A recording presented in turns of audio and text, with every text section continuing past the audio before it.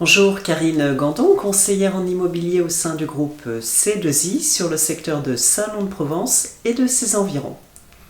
Alors je suis ravie de vous retrouver à travers cette vidéo dans laquelle nous allons voir ensemble donc la différence entre l'estimation en ligne et l'estimation faite par un professionnel de l'immobilier. Alors en tant que particulier, si vous êtes amené à vendre votre bien, peut-être que votre premier réflexe a été tout d'abord de vous rendre sur l'un de ces très nombreux sites qui proposent des estimations gratuites pour pouvoir évaluer la valeur de votre bien. Alors si tel est votre cas, effectivement, maintenant la question à se poser, c'est de savoir que vaut ces estimations en ligne. Est-ce qu'elles sont vraiment le reflet de la valeur réelle de votre bien? C'est un point que nous allons voir ensemble dès maintenant. Alors dans le cadre des estimations en ligne, donc, les questionnaires sont établis de façon très standardisée et ce pour répondre aux besoins d'un maximum de personnes. D'autre part, le nombre de questions sera limité parce que bien entendu on n'a pas envie que les internautes abandonnent la saisie en cours de route. Donc plus il y a de questions, plus il y a le risque d'abandonner. Donc on va limiter le nombre de questions.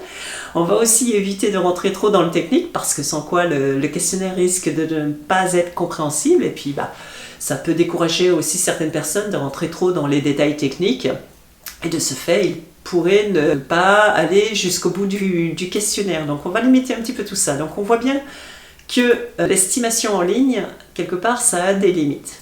Aussi, un point important, donc en tant que propriétaire, quand il s'agit de préciser l'état général de son bien, c'est pas évident, c'est pas évident d'être objectif. Quelque part, on cherche à tirer le meilleur prix de notre bien et on sait bien que si on annote des choses un peu trop négatives, quelque part l'algorithme va en tenir compte et on risque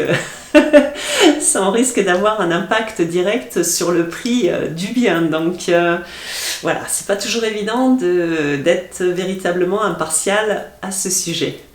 Donc maintenant, que va faire l'expert en immobilier? Donc lui va effectivement s'appuyer sur son expertise, sa connaissance du secteur. Il va établir une analyse comparative du marché, donc en analysant les biens qui se sont vendus, les biens qui sont en vente à l'heure actuelle et qui sont semblables donc, aux biens proposés.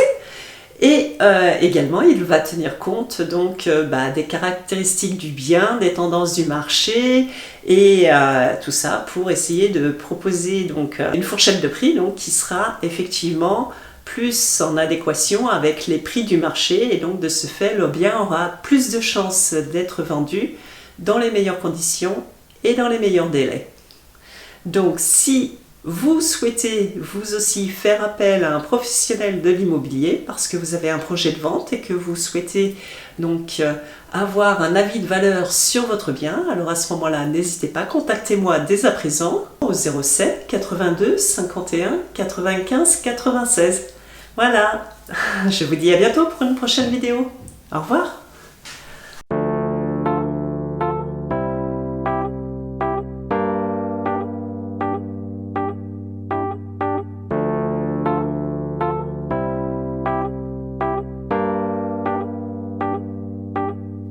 This is an awesome feeling when you are so close.